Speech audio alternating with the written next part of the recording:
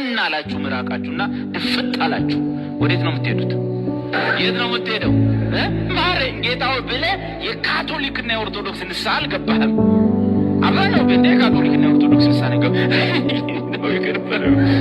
እንዲህ ስትል ጌታ ኦኬ ንስሐ ገባህ ማለት ነው በቃ ትገባለህ። አረ ወንድሜ ደም ሳይፈስ ስርየት የለም። ደም ፈሷል። ስለዚህ ስርየት ተሰጥቷል። የነብዩ ዮናስ ህዝብ ንስሐ በመግባቱ እንደዳነ ኢየሱስ ክርስቶስ በተደጋጋሚ እያነሳ እንደ ምሳሌ እያደረገ ህዝቡ ንስሐ እንዲገባ ያስተምራል።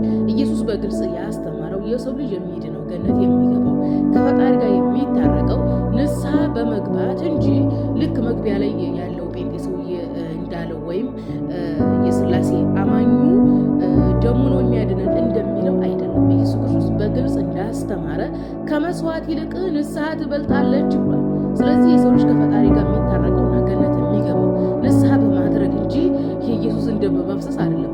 ኢየሱስ ዮናስ ከኔ የበለጠ ተአምር አላደረገም፣ ነገር ግን የዮናስ ህዝብ ንስሐ ገብቷል ድኗልም ብሎ ተናግሯል።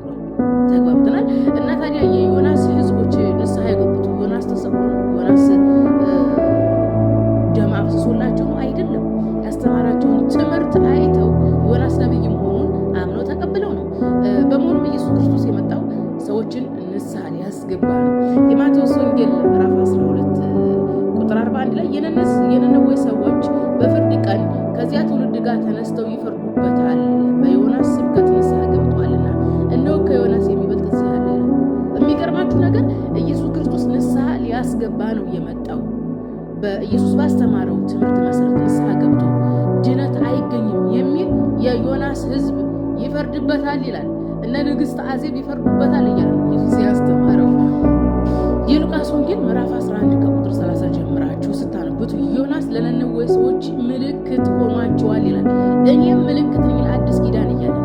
ነቢያት ምልክት ናቸው። ከፈጣሪ ጋር የተላኩ እንደመሆናቸው መጠን ምልክት አድርገን እነሱ የሚያስተምሩትን መተግበር፣ ወደ ፈጣሪ መመለስ፣ ንስሐ ማድረግ ነው የሚያድነው እንጂ ኢየሱስን መግደል አይደለም። ወረድ ብሎ እዛው ሉቃስ 11:31 ላይ ንግሥት አዜብ በፍርድ ከዚያ ትውልድ ሰዎች ጋር ተነስታ ትፈርድባቸዋለች ይላል። ንግሥት አዜብ ሰለሞን ጋር የመጣችው ትፈርድባቸዋለች ይላል። ምክንያቱም ንግሥት አዜብ ሰለሞን ጋር መጣ ድናለች፣ ያኔ ንስሐ አድርጋለች። የሰው ልጅ ምንድነው በንስሐ ነው። አስባችሁታል? ይገርማል። ኢየሱስ ክርስቶስ ሲጀምር ገና ትምህርት ማስተማር ሲጀምር ገና ስብከት ሲጀምር መንግስተ ሰማያት ቀርባለችና ንስሐ ግቡ እያለ ነው የሰበከው። ከዛም ደቀ መዛሙርቶቹን ሄዳችሁ መንግስተ ሰማያት ቀርባለችና ንስሐ ግቡ ብላችሁ ስበኩ አላቸው። ደቀ መዛሙርቶቹ ሄደው ብዙ ሰዎችን አስተምረው ወደ ራሳቸው አምጥተዋል፣ ንስሐ አስገብተዋል። ስለዚህ የኢየሱስ ክርስቶስ ደቀ መዛሙርቶች ንስሐ ያስገቧቸው ሰዎች ኢየሱስን ገለው ደም አሳይተውላቸው ንስሐ የገቡት ወይስ ወንጌል ተሰብኮላቸው? ሉቃስ ምዕራፍ 9 ከአንድ ጀምራችሁ ሙሉን አንብቡት። ነቢያት፣ ሁሉም ነቢያት የመጡት ህዝብን ንስሐ ሊያስገቡ ነው። ለምሳሌ ነቢይ ነው መጥምቁ ዮሐንስ ሲያስተምር መንግስተ ሰማያት ቀርባለችና ንስሐ ግቡ ያለው እሱን ጠላት ሲገለው ኢየሱስ የነቢዩ ዮሐንስ የመጥምቁ ዮሐንስን ትምህርት አስቀጥሎ ነው ያስተማረው። ልክ እንደነ ነቢዩ ዮናስ እንዳስተማረው ልክ አዜብ ድናለች ንስሐ ገብታለች እንደተባለው ማለት ነው። ስለዚህ ይሄ የኢየሱስ ደም ምናምን የሚባለው ከነቢያት አስተምሮ ያልተገኘ ከኢየሱስ ክርስቶስ ያልተገኘ።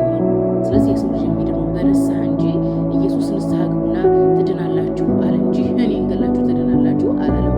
ምናልባት እንደው ኢየሱስ ሞተ እንኳ ቢባል ያ ጠላት ነው። ልክ ነቢያቶችን ገደሉ እንዳለው ጳውሎስ ወይም እሱ ራሱ ነቢያትን ትገላላችሁ ታሳድዳላችሁ እንዳለው ማለት ነው። የዮናስ ህዝብ ዮናስ ሳይሞት እንደዳነ ንስሐ ገብቶ